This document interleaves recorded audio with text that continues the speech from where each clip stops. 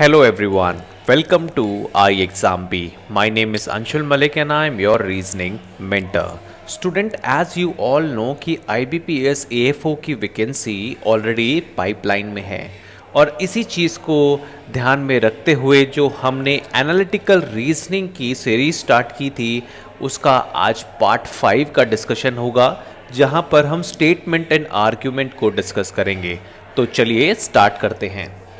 अगर मैं question pattern की बात करूं तो बेसिकली आपको स्टेटमेंट के बाद कुछ सेट ऑफ आर्ग्यूमेंट दे रखे होते हैं। आपके कुछ आर्ग्यूमेंट स्ट्रांग होते हैं, कुछ आर्ग्यूमेंट वीक होते हैं। तो आपको इवैल्यूएट करना है स्टेटमेंट के बेसिस पे और बताना है कि कौन सा आर्ग्यूमेंट स्ट्रांग है और कौन सा आर्ग्यूमेंट वीक है। तो एक स्ट्रॉन्ग आर्ग्यूमेंट वो आर्ग्यूमेंट होता है जो प्रैक्टिकल होता है और real aspect of the situation जो आपको स्टेटमेंट में मेंशन है उससे रिलेट करता है। हालांकि वीक आर्ग्यूमेंट बिल्कुल अपोजिट होता है, वो बिल्कुल भी मैच नहीं करता है जैसा कि स्टेटमेंट में आपको सिचुएशन दे रखी है। तो इसी के आधार पर आपको आइडेंटिफाई करना होता है और अपने क्वेश्चंस को हल करना होता है। आइए कुछ क्वेश्चंस की हेल्प से हम सीखते हैं कि स्टेटमेंट एंड आर्ग्यूमेंट क्या होता है। नेक्स्ट क्वेश्चन में आपको स्टेटमेंट दे रखा है कि पहली की हुई स्टडी में ये पाया गया कि जो लेड कंटेंट होता है हमारी क्रॉकरी यानी बर्तन के अंदर वो परमिसिबल लिमिट से ज़्यादा है। तो इसके आधार पर आपको दो आर्ग्यूमेंट दे रखे हैं कि हमारा जो इंडियन फूड है वो नॉर्मली हॉट एंड एसिडिक होता है, इसलिए ज़्यादा चांसेस हैं हमारे फूड में लेड के आने के, क्योंकि हम उसको गर्म खाते हैं। इसलिए हमें क्रॉकरी का जो इस्तेमाल है वो कम से कम करना चाहिए। तो बिल्कुल मेरे को ये जो आर्ग्यूमेंट है वो बिल्कुल मैच होता हुआ दिखाई दे रहा है अगर मैं अपनी स्टेटमेंट की बात करूं, क्योंकि हमारी फर्स्ट टाइम जो स्टडी की है उसमें भी यही पाया गया है कि जो लेड कंटेंट है वो परमिसिबल लिमिट से ज़्यादा है और अगर हम अपने खाने को हॉट करके खाते हैं तो बिल्कुल हमारे लेड मिलने के चांसेस हैं खाने में और ये हमारी सेहत के लिए नुकसानदायक है। तो ये आर्ग्यूमेंट बिल्कुल सही हो जाएगा। अगर हम आर्ग्यूमेंट 2 पे फोकस करें, हमें दे रखा है there is no need to scared of as lead poisoning, यानी लेड पॉइजनिंग से डरने की ज़रूरत नहीं है क्योंकि ये लीस्ट कवर्ड है in the field of toxicity. आपको यहाँ पर स्टेटमेंट में दे रखा है कि भाई लेड जो कंटेंट है वो परमिसिबल लिमिट से ज़्यादा है और यहाँ आपको दे दिया कि भाई कोई आपको डरने की ज़रूरत नहीं है क्योंकि ये इतना टॉक्सिक नहीं है और ये जो स्टडी है वो पहली बार कही है। तो ये बिल्कुल आर्ग्यूमेंट आपका बेसलेस हो जाएगा, इसलिए आपका सही आंसर होगा ऑप्शन नंबर 1।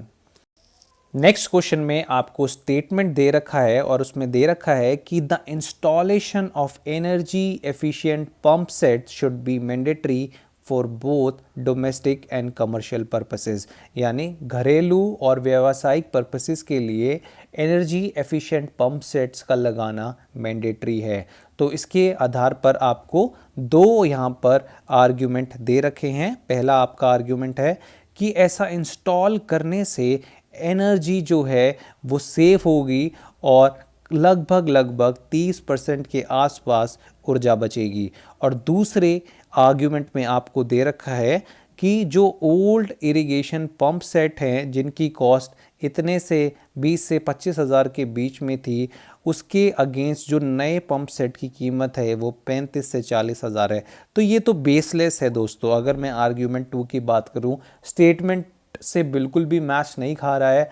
अगर आप आर्ग्यूमेंट 1 की बात करो तो एनर्जी एफिशिएंट पंप सेट लगाने से ज़रूर सेविंग हो सकती है लगभग 30% की, और यही आपको स्टेटमेंट में दे रखा है। तो आपका आर्ग्यूमेंट 1 स्ट्रॉन्ग है और आपका सही आंसर हो जाएगा ऑप्शन नंबर 1।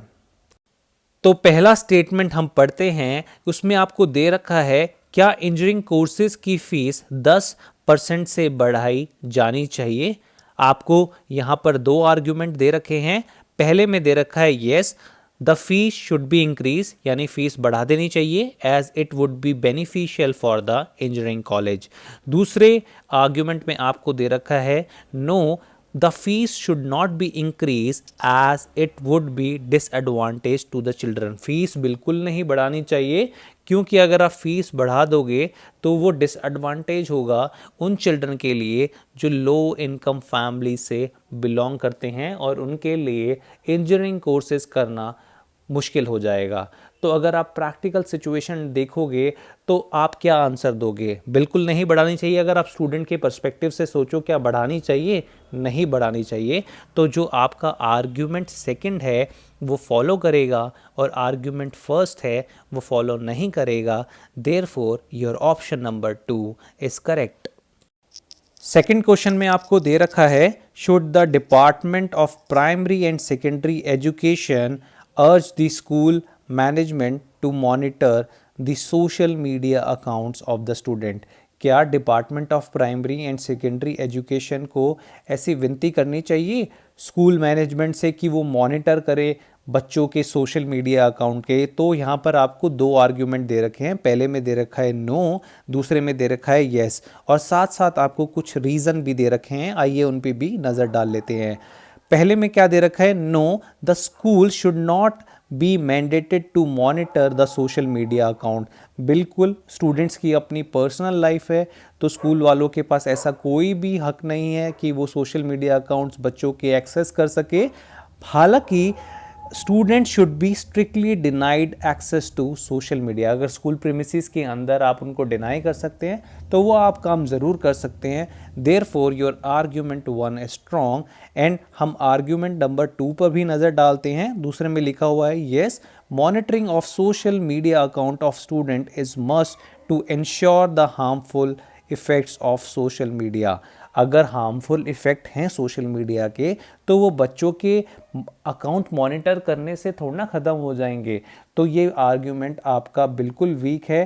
तो इसका सही आंसर होगा option number 1, that is argument 1 is strong.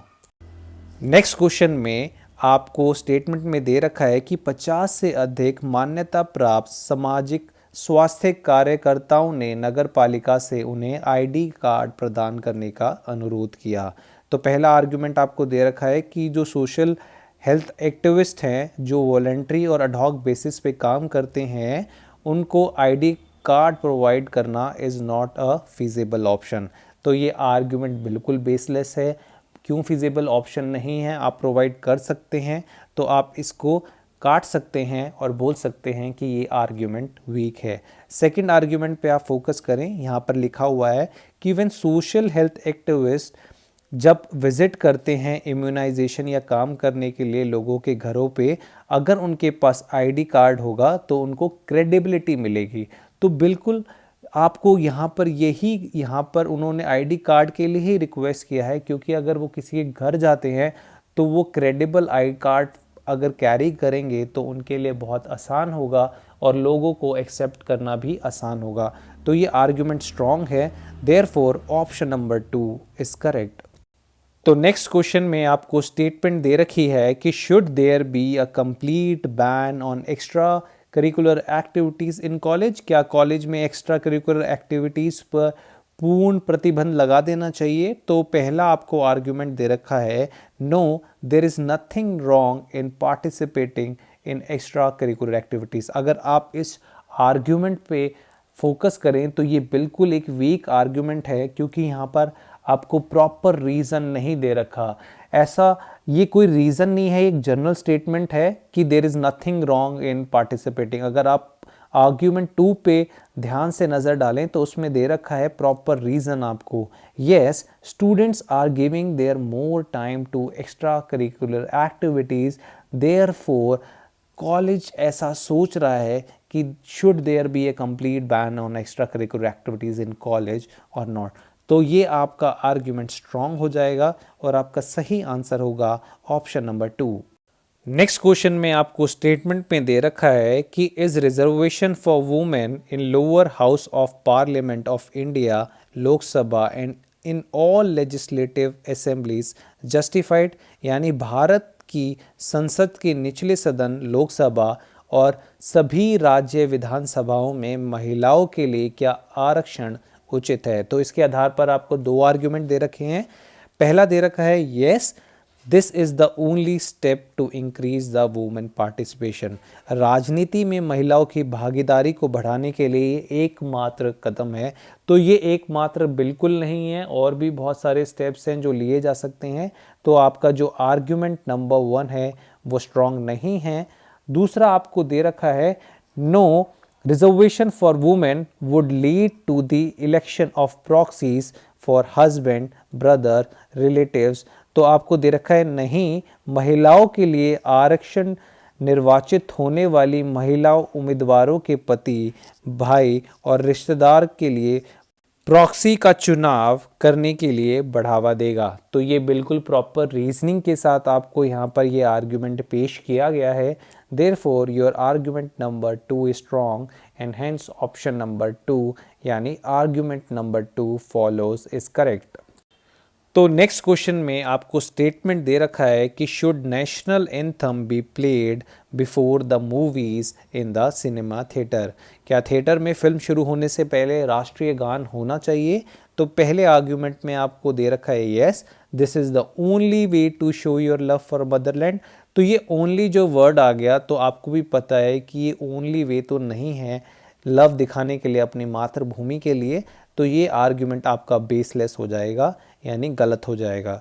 दूसरा आपको दे रखा है no, each individual should have right to do what they want. तो ये भी बिल्कुल गलत बात है कि हर इंडिविजुअल के पास ऐसा राइट नहीं है कि वो कुछ भी कर सके। कुछ कॉन्स्टिट्यूशनल अमेंडमेंट हैं जो आपको रोकते हैं सब कुछ करने से। तो ये आपका जो आर्ग्यूमेंट है वो बेसलेस हो जाएगा, और आपका सही आंसर हो जाएगा ऑप्शन नंबर 4।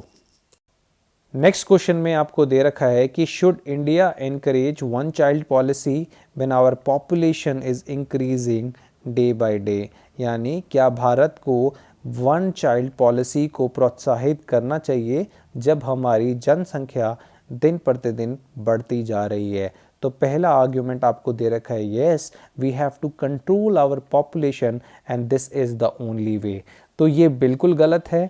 ये एक ओनली के कारण ये गलत हो जाएगा, क्योंकि ये एक लौता कारण नहीं है जिससे हमारी पॉपुलेशन डे बाय डे बढ़ रही है।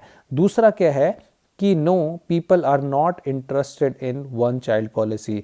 तो ये भी पूरी तरीके से गलत हो जाएगा, क्योंकि कुछ लोग इंटरेस्टेड भी हैं, कुछ लोग इंटरेस्टेड नहीं भी हैं। तो ये आर्ग्यूमेंट आपका बेसलेस हो जाएगा, कॉन्ट्राडिक्टरी हो जाएगा। Therefore the correct answer for this particular question is option number 4। Next question में आपको स्टेटमेंट में दे रखा है कि should all the industries in big cities be relocated at the outskirts of them in order to prevent the industrial pollution.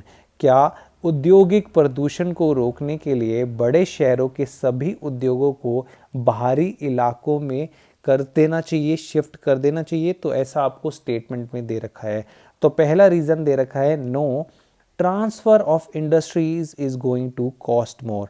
तो आपको जो आर्ग्यूमेंट 1 दे रखा है उसमें कॉस्ट की बात कर रखी है, बल्कि स्टेटमेंट में कॉस्ट रिलेटेड कोई बात हुई ही नहीं है। देयरफॉर जो आपका आर्ग्यूमेंट 1 है वो बेसलेस हो जाएगा। दूसरे आर्ग्यूमेंट में दे रखा है yes, the effect of industrial pollution are far reaching and liable to effect the ecosystem. तो बिल्कुल सही बात कह रखी है। अगर हम इंडस्ट्रियल पॉल्यूशन को बढ़ाते रहेंगे तो वो कभी ना कभी जाके हमारी हेल्थ पर असर डालेगा। तो जो आर्ग्यूमेंट नंबर 2 है वो बिल्कुल मैच करेगा आपकी स्टेटमेंट के साथ, एंड वो स्ट्रॉन्ग आर्ग्यूमेंट है। Therefore your option number 2 is correct. I hope आपको स्टेटमेंट एंड आर्ग्यूमेंट समझ में आ गया होगा, and thanks for watching I exam B.